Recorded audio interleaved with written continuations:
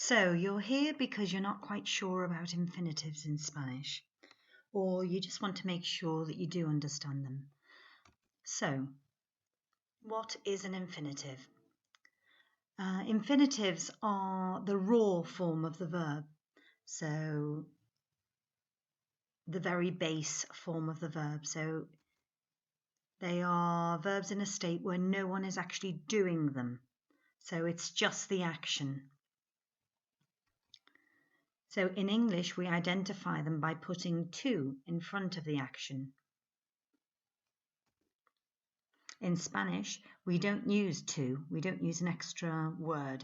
They're just the verb, the action, and the action always ends in an AR, an ER, or an IR. That's the way you can identify infinitives in Spanish.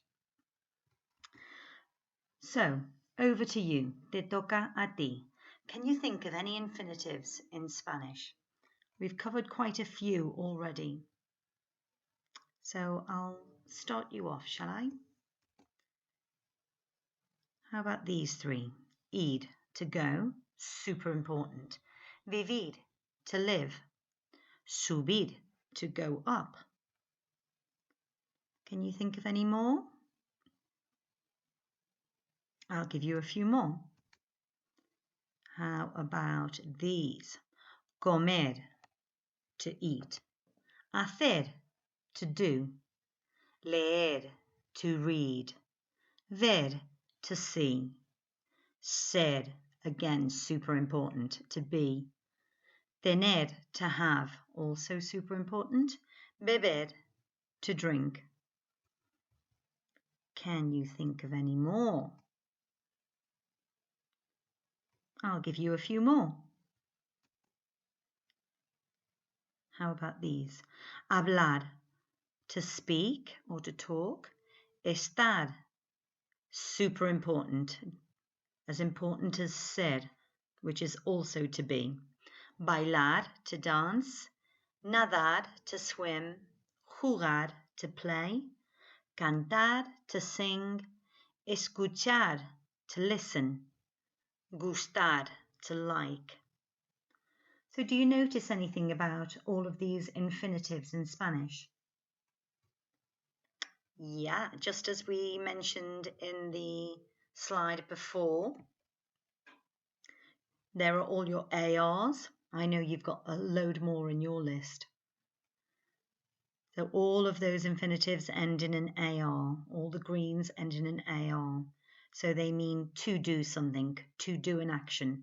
So nobody's actually doing those actions.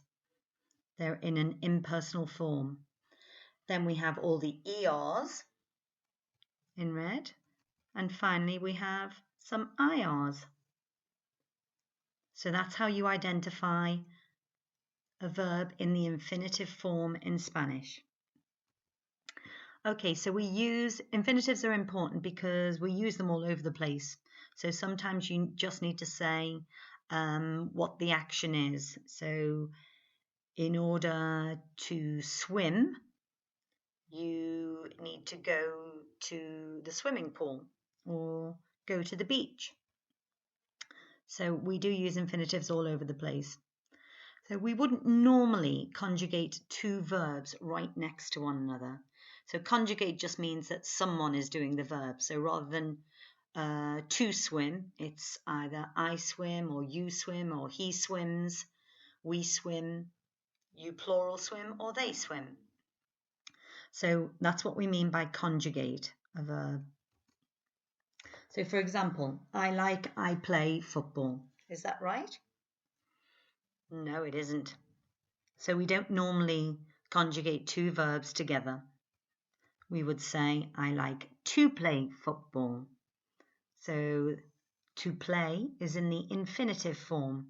In English, we put to in front of the action, and the action is play, to play.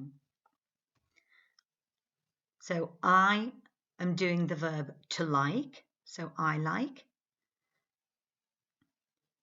And I need an infinitive after that conjugated verb. So I need to make the play bit of the sentence an infinitive, to play. It's exactly the same in Spanish. Me gusta jugar. So jugar is in the infinitive form, al fútbol. So every single time you use an opinion, so you have me gusta, me encanta, me flipa, me mola, me chifla, me interesa.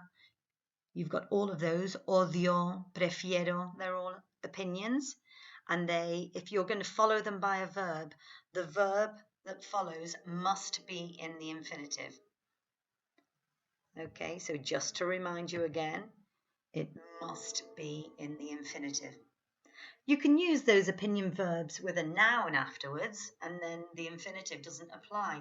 So, me gusta el fútbol. I like football rather than I like to play football. So if you use a verb, you must have the infinitive.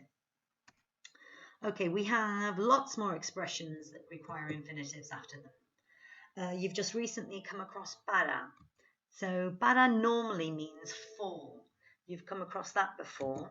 Un regalo para mi madre, a present or a gift for my mother. So that's how we use para sometimes. However, we also use para to mean in order to. So for example, I read in order to learn. Leo para aprender. So you can see leo is the conjugated verb here, I read. So I'm doing the action. Para is in order to. And then we have to have to learn. So in English, it would sound like you've got two twos in there, in order to learn. But it doesn't work that way in Spanish because we don't put to in front of an infinitive. So leo para aprender. However, we wouldn't normally say, I read in order to learn.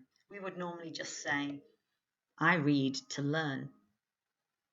That's how you would normally say it. So the tricky bit is trying to remember if you can squeeze in order to into a sentence, then you must have para in Spanish. Okay, so although you're translating from the English, I read to learn, you need to remember it's I read in order to learn, because we can't shorten the Spanish. We have to have leo para aprender, not leo aprender. It doesn't make sense in Spanish.